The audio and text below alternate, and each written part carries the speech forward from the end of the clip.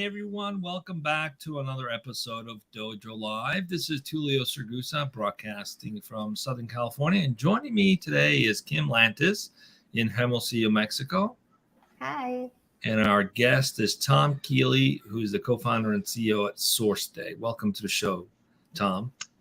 Thank you for having me. Pleasure. Kieley. Tom Kieley. Yeah, Tom Kieley. Common mistake. Every graduation I've had. Late to the pre-show prep. Okay. So we're going to talk about supply chain today, and interesting topic. But before we go into it, let's get to know our guests a little bit. So Tom Kieley, if you could please tell us a little bit about yourself, and then we'll talk about SourceDay a little bit. But first, let's get to know you. Welcome to the show again. Yeah, thank you. So Colin, coming in live from Austin, Texas.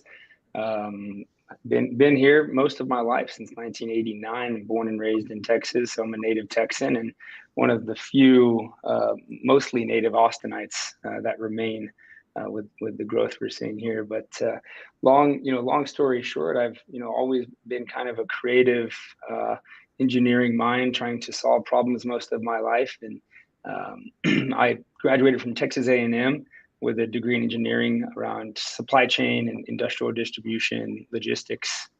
So all around manufacturing, distribution, logistics, and was always kind of infatuated with technology as well, having many internships and starting my career kind of learning how to build computers in the 90s.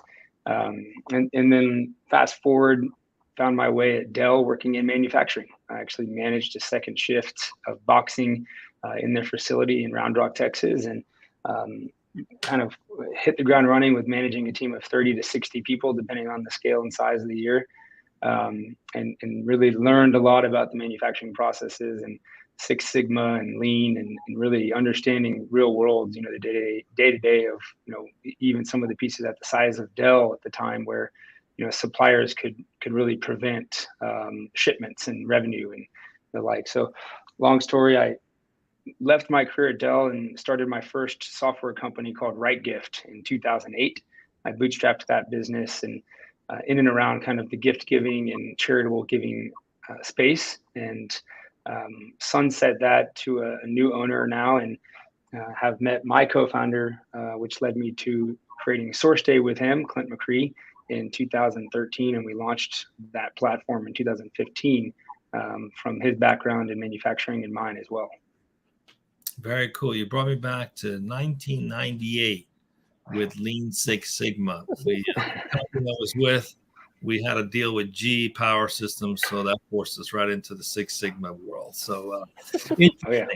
All right, let's talk about SourceDay. You co-founded this company. There must have been, throughout your years and experience in that space, there must have been something that was like, we should do this, and this is why we should do it. Tell us about it, please. Yeah, absolutely. My first company, RightGift, was really what led my co-founder and I to start talking about entrepreneurship and enterprise software. He and I were both enterprise software sellers at the time, selling middleware integration software in layman's terms. And both of us really had always had this drive to be entrepreneurs and to create. So he had a vision early on to create kind of a marketplace for IT procurement and procurement of any type of materials as well. And so we kind of took the bones of RightGift and created the LLC in 2013 and came together to use the same team that I had around RightGift to build and create and bootstrap SourceDay. And kind of twisting and turning and pivoting like most startups and co-founders do. 2.5 years later, we turned and twisted into what became SourceDay ultimately, which has launched in mid-year 2015 as a supply chain procurement collaboration platform, which is a lot of buzzwords. And nowadays, everyone's talking about supply chain. If you're not talking about it, and if you're not hearing about it, you're probably under a rock somewhere. And you're also not being impacted by it, which the world is, as we know. So everyone likes to joke about overnight successes. When our first 5 years of SourceDay, nobody was talking about supply chain. We were creating a category. We were in kind of a world of our own. that really was a bolt-on to all of the ERP systems that you can think of. So SAP, Oracle, NetSuite, Epicor, Infor, Microsoft. You think about all those big enterprise platforms. They manage all the procurement of materials for manufacturers, distributors, direct-to-consumer retailers, to make sure that parts and pieces and finished goods are where they need to be when they need to be there. The challenge is those parts and pieces typically end up in Excel sheets and emails, and orders go missing, and you typically end up with empty shelves or empty supply chain lines or empty shop floors where everyone's wondering, where are my parts? So then you end up chasing your suppliers down with phone and email, fax, texts, you name it. So we created a ERP agnostic network, or a marketplace, if you will, where we're reading and writing data in and out of those procurement engines, the ERPs of the world, in real time, and driving workflows and automation so that suppliers and buyers are continually on the same page of what parts are going to show up, when are they going to show up, what's not going to show up, more importantly, in today's world, what's going to be delayed, late, etc. So it gives the buying organizations, the manufacturers of the world, the retailers, the distributors of the world, the ability to be proactive where items are going to cause pain that ultimately lead to lost customers, empty shelves, missing revenue targets, or worst case, overnight, such as we saw Peloton do for $100 million, air freighting bikes and treadmills from overseas to keep up with demand. Those issues come about because of gaps and lack of visibility and collaboration in the procurement process. All right. Thanks for sharing that with us. Let's see what else we can learn. Let's dig in a little deeper. Kim will introduce the topic and see what we're going to learn today. Please, if you don't mind. For sure. Thank you, Tulio, and thank you, Tom. The topic is chosen by you today, Tom, is overcoming supply chain disruption with first mile technology. And more specifically, how automating PO line or purchase order line changes can help companies reduce late shipments, inventory carrying costs, pricing discrepancies, and out of stock issues. So I think we already talked to that a bit at the high level. My first question for you is this term, not so much the supply chain disruption, so much as first mile tech. What is first mile technology? That's a great question. We coined that phrase, as far as we can tell, about 2 years ago, really at the start of the pandemic. And if again, you're watching the news, or if you're waiting on anything that you've ordered from any retailer, e-commerce, or storefront brand, etc., you're constantly hearing about last mile. You're hearing about the ocean freight and the carriers, and long lead times and the cost of a container. You're hearing about all of those constraints. Those are all really last mile. That's when the finished good or the parts are being shipped to either a end user, customer, business, consumer, or even to a manufacturer so that they can finish final assembly. What's never really talked about until recently, which is why SourceDay exists, is that first mile, which is really the process of everything that happens before a shipment. Which really, in my terms, and when I speak to customers and executives and analysts around the world, it's really about that point from when you cut the purchase order, which typically happens by a machine-generated purchase order, which would have parts and pieces and finished goods on it that you need to fulfill customer orders. That's based off of lead times, inventory levels, bill of materials, suppliers, etc. All of those inputs are pretty fixed in most cases. What's not fixed is the changes that happen from when you cut that purchase order to when the supplier can physically ship that good. And that's where we've seen over a 52% change in purchase orders in real time down to the line level that are happening, meaning the supplier is shipping later, they're splitting the line, short shipping it, so they're going to ship half now, a quarter later, and another quarter in 6 weeks. All of these disruptions in volatility are impacting the manufacturer, distributor, retailer's ability to meet demand. And having visibility to those disruptions from when the PO is cut to when it gets shipped gives you, as the manufacturer, distributor, the ability to impact change proactively. So if before you throw something onto ocean freight, after it's already been late, because that's your standard mode of shipping, you might call that supplier and say, hey, I know you're 6 weeks behind. Let's go ahead and air freight half that order so we can get ahead of some orders. Or, let's shift that demand from an overseas supplier to a more nearshore or domestic supplier. So you have an ability in real time to change the outcome before something gets onto a mode of transportation, which at that point you can't make the shipment from ocean freight or air or truck go any faster than what it can go. So you've got a fixed outcome. So again, that first mile is from purchase order creation, even really lead time adjustments and dynamic lead time changes based on real data from our platform, gives customers, large and small, that use our platform to really impact change and really end with a better last mile outcome. So Tom, I'm curious to see if we can kind of paint the picture a little bit of what it's like today and what that looks like with SourceDay. So what I've heard so far is once it's shipped, it's got its own challenges, its own circumstances, right? But before it ships out, someone submits a purchase order, whether you have the parts or an inventory that can delay how fast you fulfill that purchase order. Changes to that purchase order after it's already been placed can certainly delay getting things out. So can you maybe paint the picture of what it looks like today and the impact that has on businesses and how SourceDay fixes that through automation? Yeah, absolutely. And for those in the audience that are familiar with manufacturing or any consumer product good, what often happens most is in the receiving dock or at your distribution centers or in your end customer, you'll typically find out, the day that it's supposed to arrive, that something has happened upstream that really prevented any ability of that ever happening in reality. And, so in today's world, a purchase order may get cut. It might have 100 line items on it with 100 different parts, and then there's probably 100 more purchase orders to 100 different suppliers. Each one of those is critical to meeting the finished product delivery to a customer. And it may be kitting, it may be manufacturing, it may be distribution of multiple products, but the visibility that happens or lack thereof on what true and accurate lead times are, meaning when you place an order, your system may believe that there's a 6-week lead time, but because of disruption and volatility, you have thousands of SKUs, those lead times have drastically changed from all the disruption.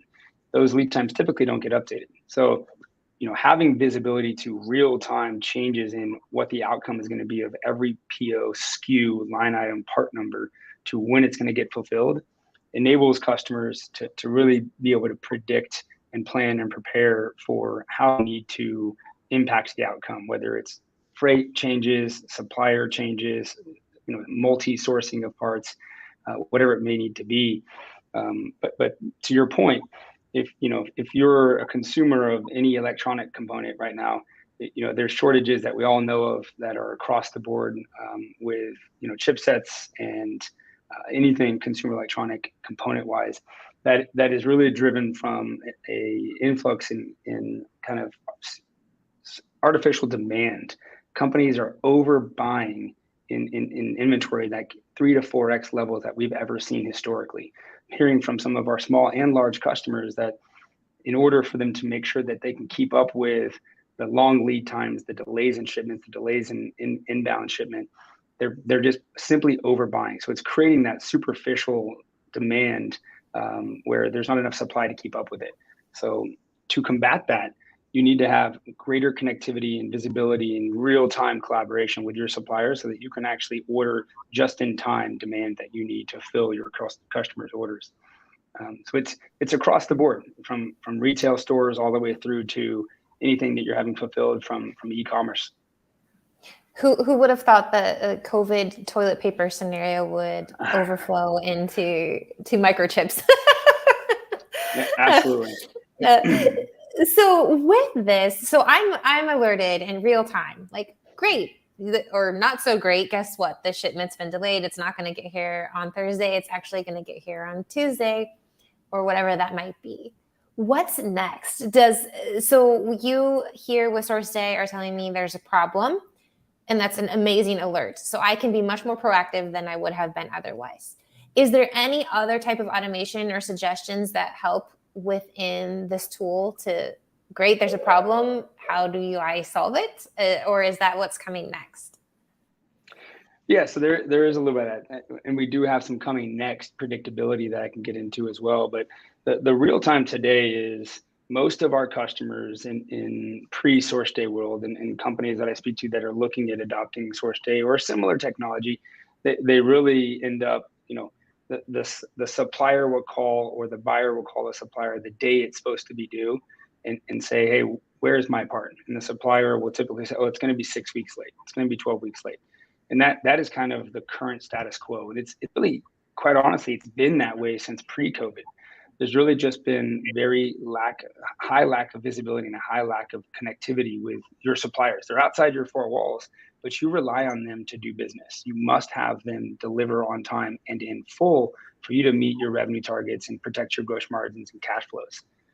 Where companies get caught is they will overbuy an inventory to protect their downside of missing revenue targets, missing shipments, and that drastically impacts your cash flows.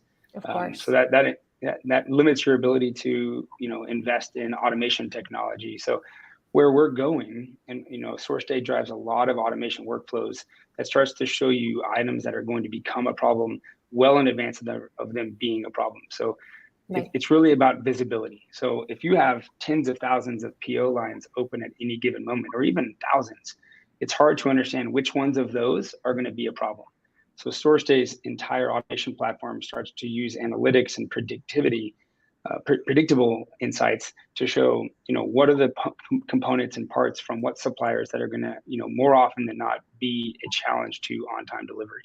So that is here and coming in greater detail today, right. where SourceDay will begin to show predictable insights into what's going to create a problem down to the component in a specific time of the year at a specific region.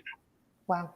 That's great. And so what I'm understanding here is there's always going to be this sensation of one step forward, 2 steps back. But now with SourceDay, instead of 2 steps back, maybe it's just 1 step back, which isn't, maybe there's always going to be problems, right? You're never going to have the ideal situation, but certainly 1 step back is a lot better than 2. Yeah. So Absolutely. Is this also giving me insight into the suppliers that I can rely on? I mean, maybe previous to your technology, it's just sort of going with my gut. I like these guys. They seem to be good at what they're doing. But now I'm going to have the data to say, these are the great ones. These are the so-sos. And you know what? Let's just stop doing business with this company altogether. That couldn't be more true. And the theory and the practice behind subjective supplier performance reviews, whether you're doing an ISO audit or whether you're just doing a quarterly or annual business review with your suppliers, which all organizations should be doing by just best practice.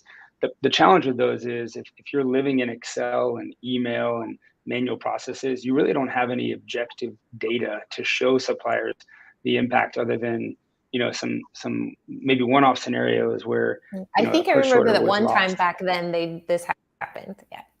Right. And so and maybe you're doing business with a buddy or with a relative, and you're going to give that supplier a bit of a break over another supplier. And those, quite honestly, are very real stories. And we see them every week and every day.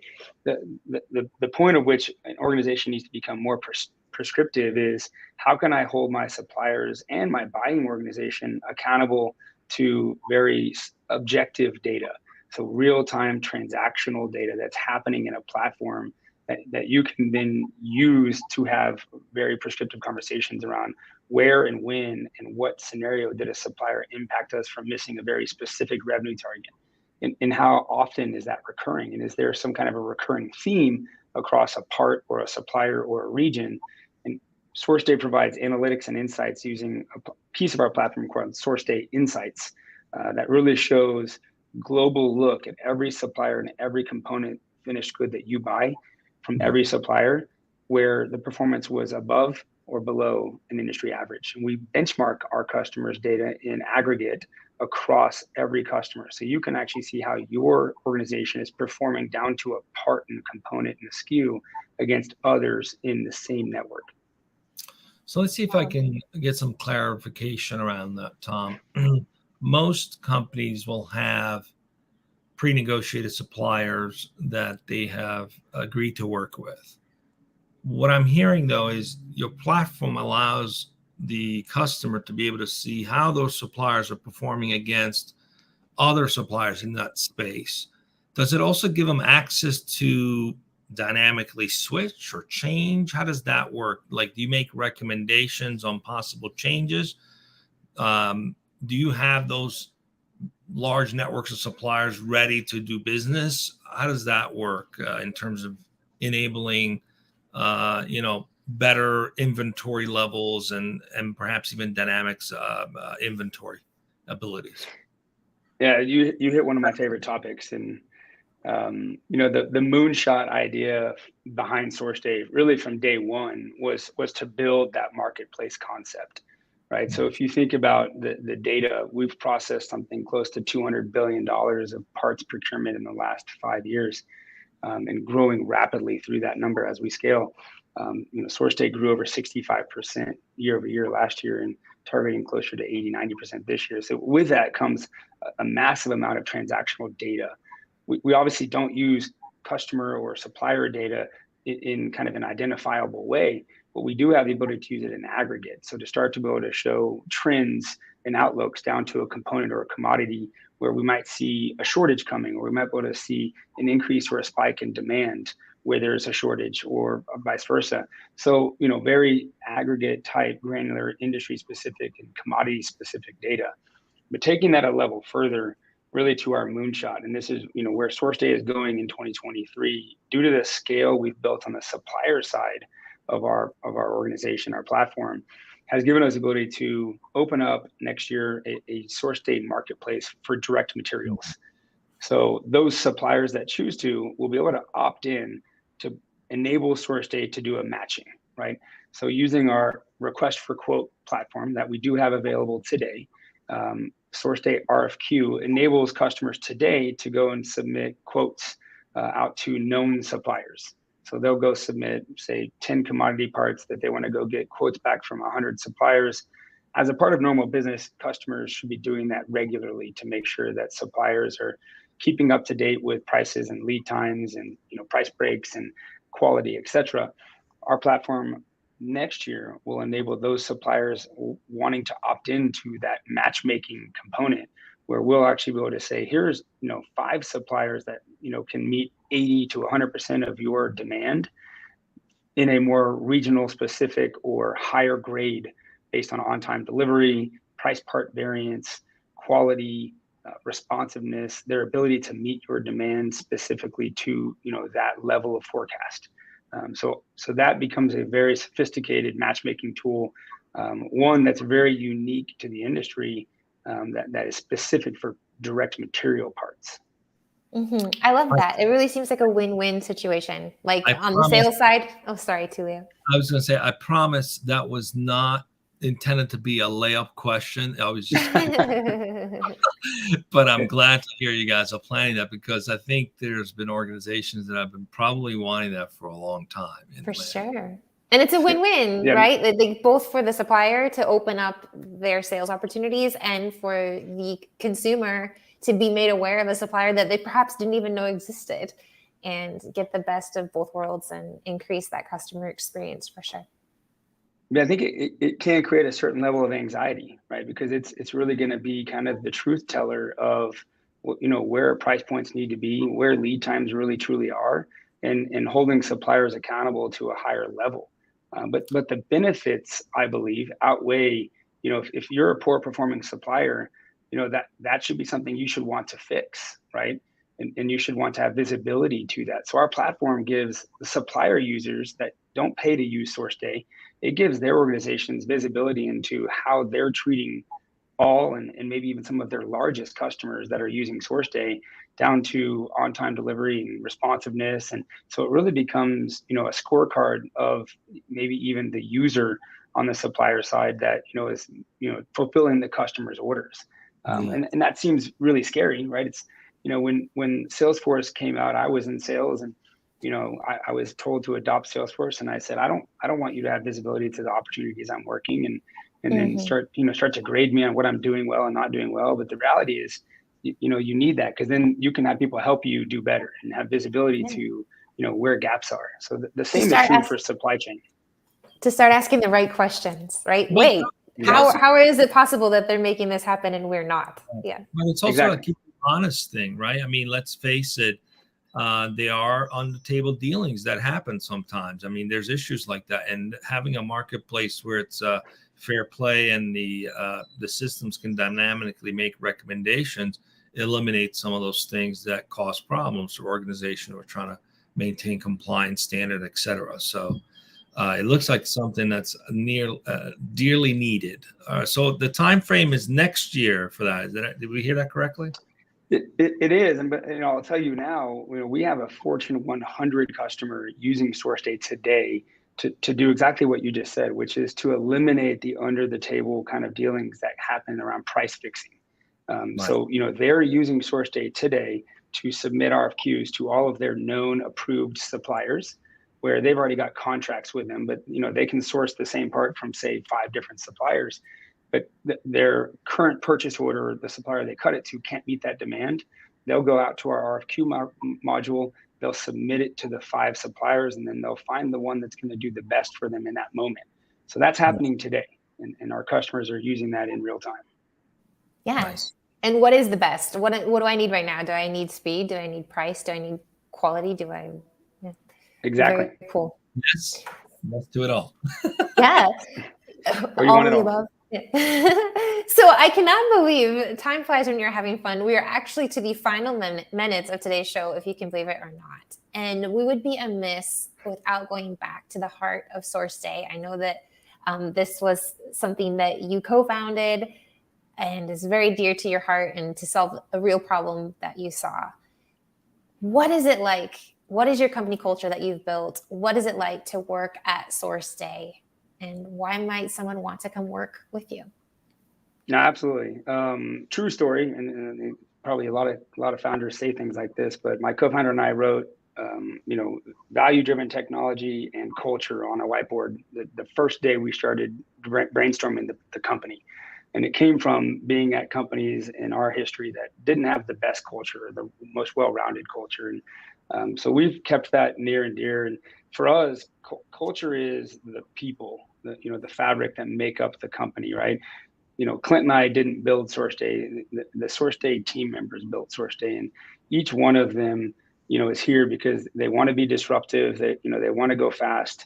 I encourage every new employee to break something that we're doing today in the company, that to a point where they can improve it or figure out if we're doing it best already. And it always breaks something that we can fix. But I'm always challenging them. If we're not breaking something, then we're really not trying to improve or disrupt and get better. So the culture we have is, work hard, play hard. It's not ping pong tables and, happy hours. Of course, every company should do those things to really create a bond. But it's really about celebrating your wins, learning from losses, and really, we're a collaboration platform, and our company culture is about collaborating to solve problems internally, just as much as we create that for our customers. So again, it's, you got to have a lot of grit and grind and all those startup buzzwords. Those are given, but it's really, you want to be a disruptor. You're not afraid to break something. You're not afraid to, have peer-to-peer accountability and tell someone, hey, you can be doing something a little better.